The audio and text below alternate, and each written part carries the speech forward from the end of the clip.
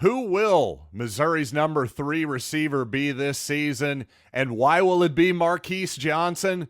I'll tell you that and more right now on Locked On Mizzou.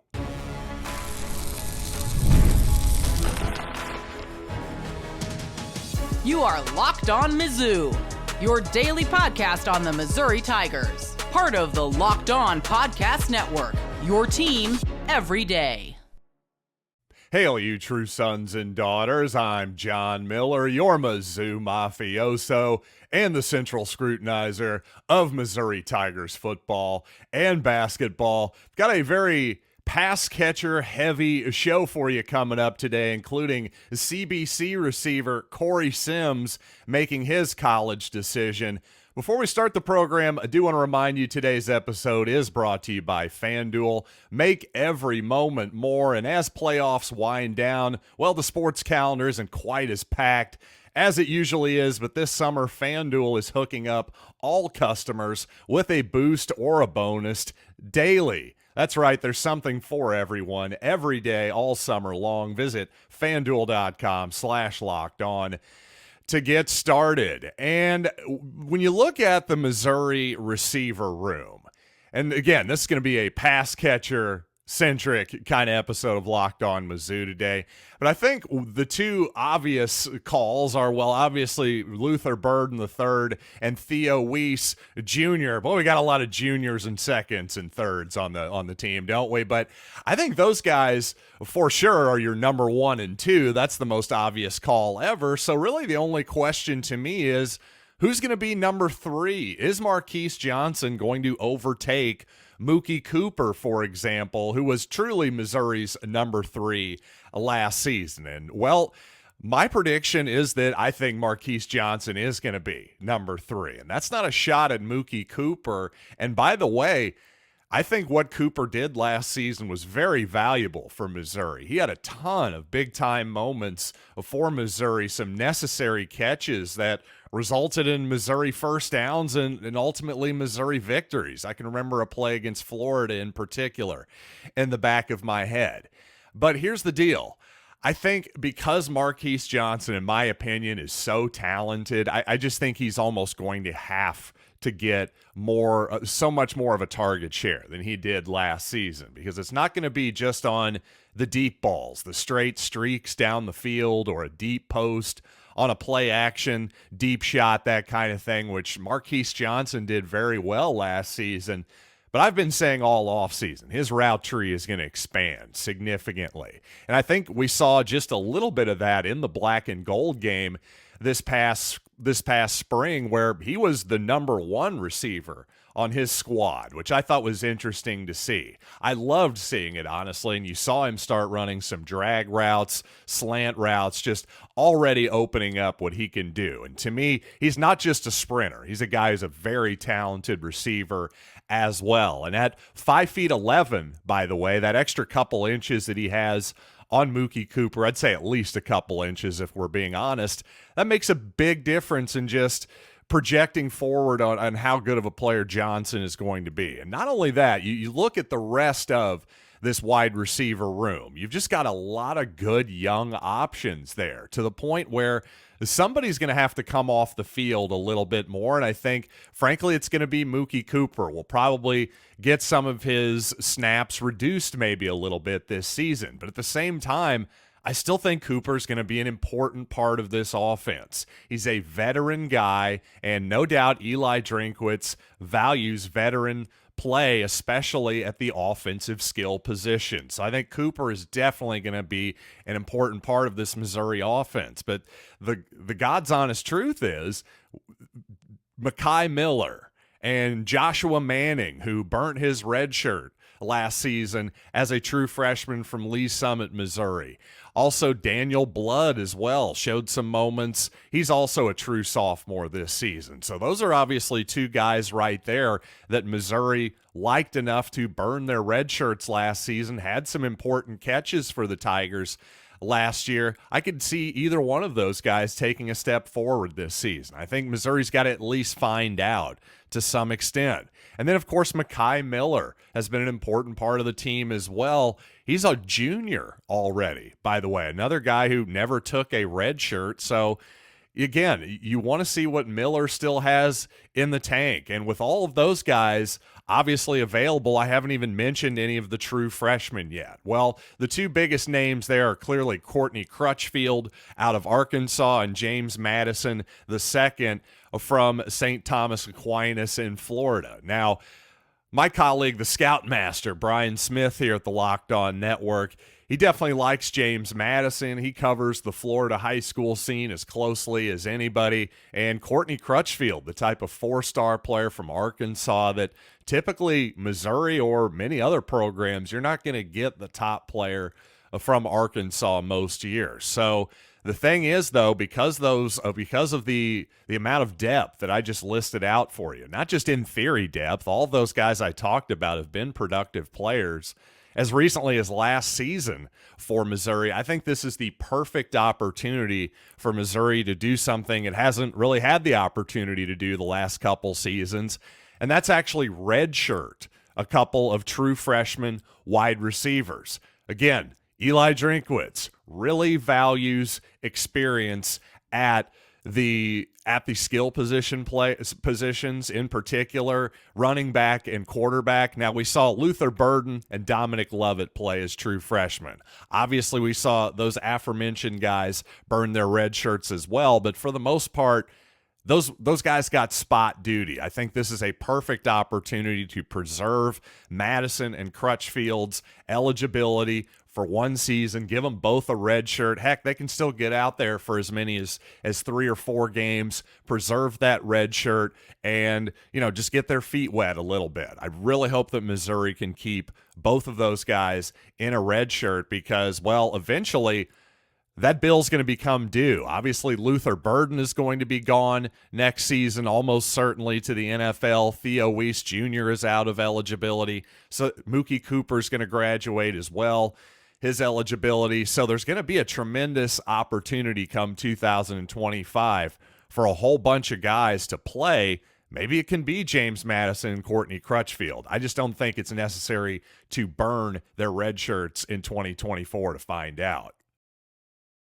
And speaking of veteran presence at the skill positions, it took true freshman Brett Norfleet a minute to overtake Tyler Stevens last year at tight end, despite some notable drops by Stevens, for example. But that just goes to show you, I think, that one thing Drinkwitz and his staff value at tight end, the number one thing they value, I should say, is run blocking. So once you establish yourself as a very good run blocker, a reliable run blocker, and probably pass protector, and at times as well at the tight end position, well, then you can spread your wings as a pass catcher, which is exactly what I thought we saw from Brett Norfleet as the season went along. So I think a lot of us Missouri fans, including myself, are expecting to see more action from Brett Norfleet at the tight end position.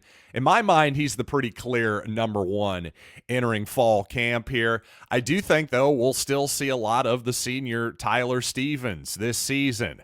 And the third guy to note there probably is Jordan Harris, who, like Norfleet, was a true freshman last season and also a talented young man by all accounts. Harris, a guy, a big blocker himself. I think as a run blocker, I think he made a lot of strides. I think it'll be interesting to see if Harris is able to open things up in the passing game this season. Missouri does play 2 tight ends a fair bit on the field at the same time. So it certainly isn't impossible for the 2 true freshmen who are listed at tight end, Jude James and also Mizzou legacy Whit Hafer. He's the son of Missouri basketball player Jeff Hafer from the 1990s. I'd say both of those guys are pretty obvious redshirt candidates as well, unless they are important special teams contributors in some way. But again, I think veteran leadership probably going to rule that position as well. And hopefully that Brett Norfleet breakout we're all hoping for happens, because that could really take the Mizzou offense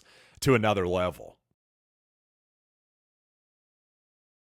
And coming up, Missouri target Corey Sims makes his college decision. And, well, for you savvy media listeners out there, you've probably gathered it wasn't great news for Missouri.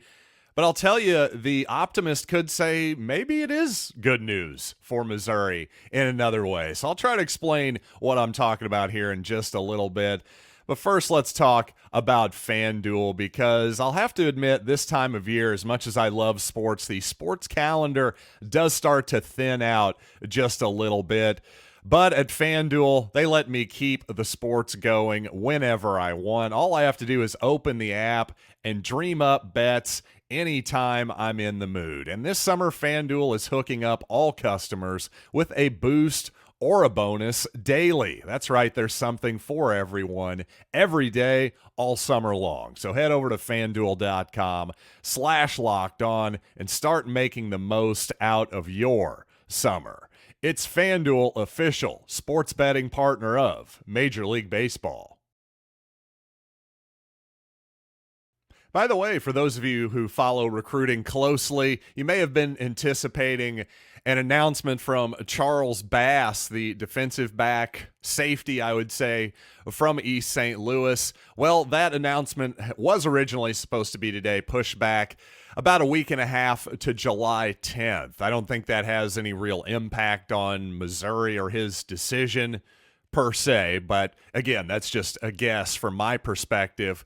One thing that's not a guess, though, Corey Sims, well, he's committed to USC over Missouri, and I certainly won't sugarcoat this, because that is for sure that somebody that Missouri was prioritizing. So this is a miss, but on the bright side, this could perhaps mean Missouri is in good shape with a couple of their other targets. Really, along with Corey Sims, I would say Javen Boggs and also Donovan Olagbode from the state of Florida. Well, they're all ranked in the top 100 overall players, all wide receivers at rivals.com.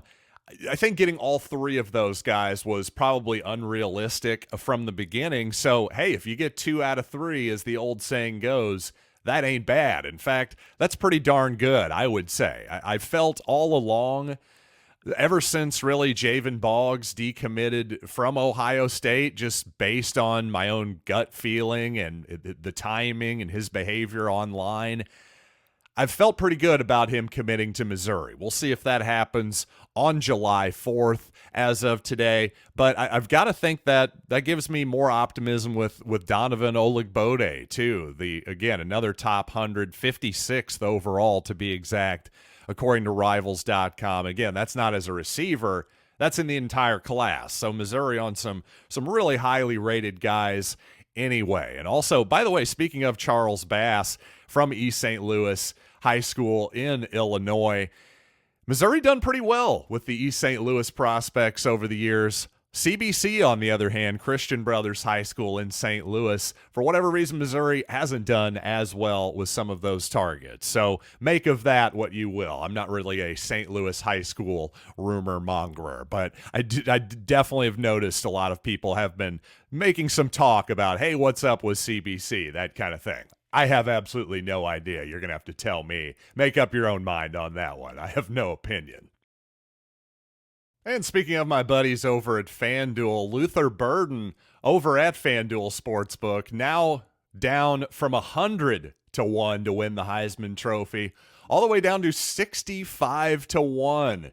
And what can I say except you're welcome? But you know what? As much as I would love to think that I'm solely responsible for this move, I think others have probably started to figure it out as well. I was just a little bit early, and that does teach you something, folks. Rather be early. It's better to be early than right. It's good to be right, but if you can be early, it's even better, at least when it comes to especially the futures betting market. By the way, that 65-1, just to give you an idea of where Burden is, that's the same as Colorado's two-way star Travis Hunter, who I also think would be a pretty good value at 65-1 if I had any confidence whatsoever in Colorado being good this season. But you know what? In other off the field news, I suppose Oklahoma and Texas, since this is July 1st, well, it's finally happened. That long away date on the calendar is finally here. The Sooners and the Longhorns officially a full member of the SEC as of today. But to me, even more interestingly, officially now the Pac-2 is really, honest to God, a thing. Now, they're going to call it the Pac-12, but it is Washington State and Oregon State competing against each other, of course, but also mostly in a Mountain West schedule.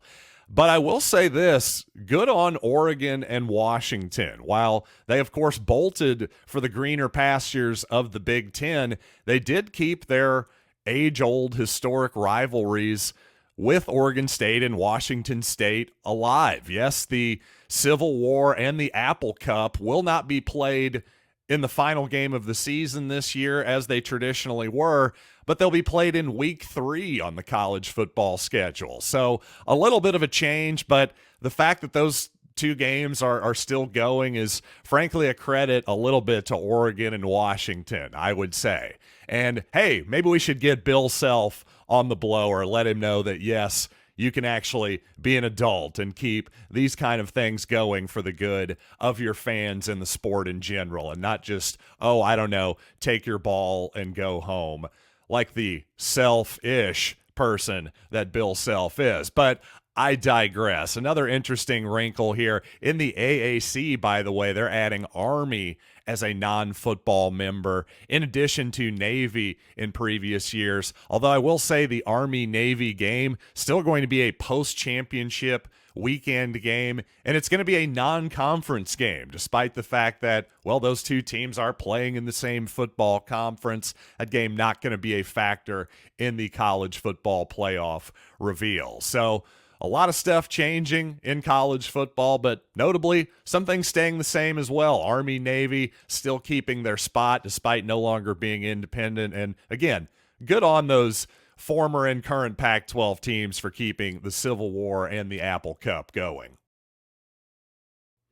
And yes, speaking of the border war, next season's game in basketball between Kansas and Missouri in Columbia going to be on Sunday, December 8th. So Missouri looking at a national television slot there, I would almost certainly guarantee. Probably CBS. Don't they usually get those Sunday afternoon slots? I can't keep track of all the basketball machinations of the sports television schedule, I have to admit. But I do like the Sunday sort of showcase national games for sure, because, sometimes in college basketball, there can almost just be too much of it. You break it down, give me one special game on Sunday, especially once the NFL schedule is over. Now you kind of got something. To me, that's pretty interesting. Although now you're only talking about the month of February, I have to admit. But just to transition here a little bit, for as much as sports is the biggest meritocracy there probably is in America,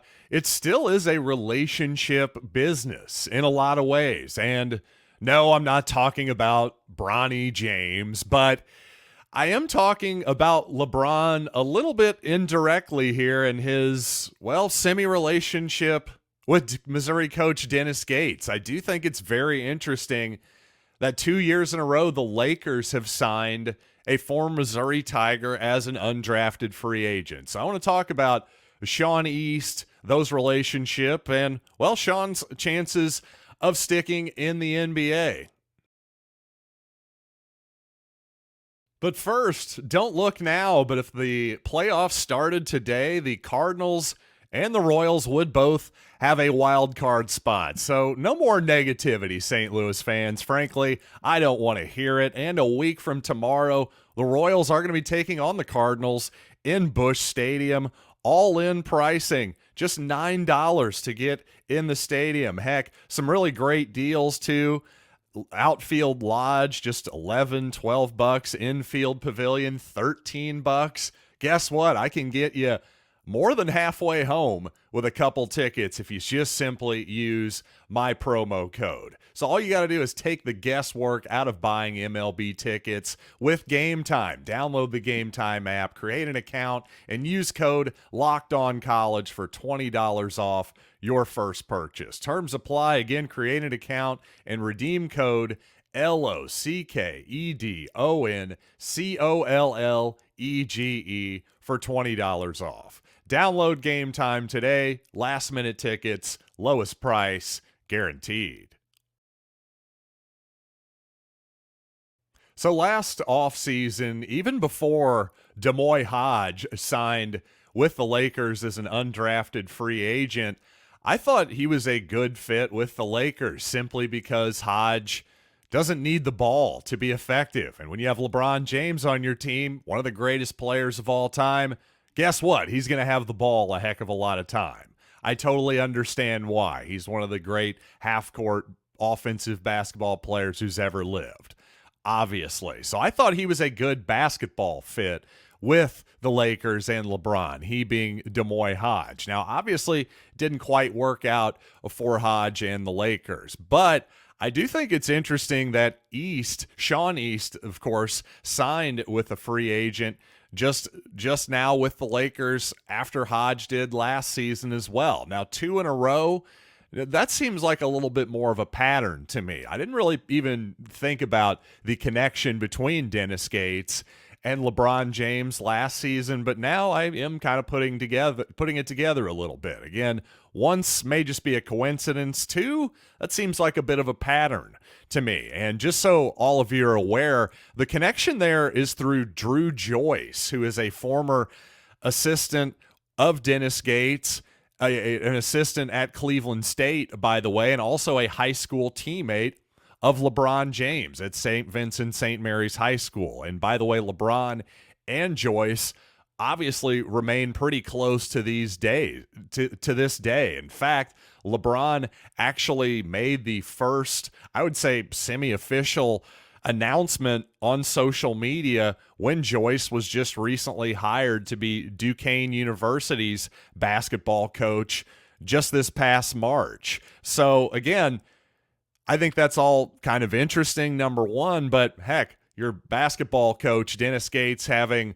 at least LeBron James as, well, apparently they're not best buddies or anything, but at least, well, maybe one of your best buddies is kind of close to him, friends of a friend's, acquaintances, that kind of deal. Again, I think Dennis Gates very much understands that sports is very much still a relationship business. I think he's done a great job not only keeping open the lines of communication with guys like LeBron James and Drew Joyce, but hey, guys like from the past as well, like Norm Stewart. Once again this offseason, I thought Dennis Gates very classily brought in Norm to talk to the guys in an early workout here this offseason, the new Tigers. So that was a cool thing as well. Now, as for Shawn East specifically and his chances of actually sticking with the Lakers, well, I'd say they're pretty low, to be honest with you. He's a small guard who is going to get hunted defensively in the NBA if he ever actually makes it. He just is.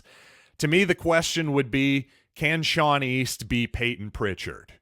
Who's Peyton Pritchard? Well, basically he was a guard, a bench player, maybe the 8th or 9th man for the champion Boston Celtics this past season.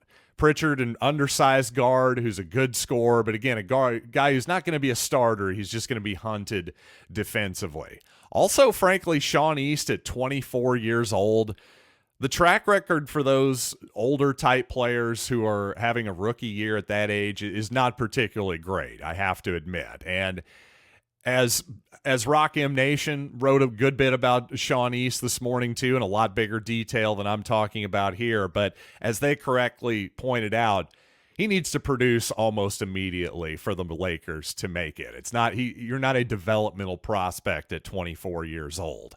That was the same thing that was working against Demoy Hodge a little bit last season as well. So again, hopefully Shawn East can make it. Hey, hopefully Demoy Hodge can make it ultimately in the NBA as well. But I think both of those guys are obviously going to be professional basketball players somewhere if they want to be. I think East in particular seems like a real basketball junkie. He'll probably end up playing until the wheels fall off, I would say, as Travis Kelce likes to say. So good luck to Shawn East. Good luck to Demoy Hodge. And thanks to all of you for listening to Locked On Mizzou today. Hopefully you've enjoyed it. If you have, tell another true son or daughter about the show. We are free and available on YouTube, Spotify, Apple Podcasts, and even ad-free on Amazon Music. So until next time, I am John Miller, and this has been Locked on Mizzou.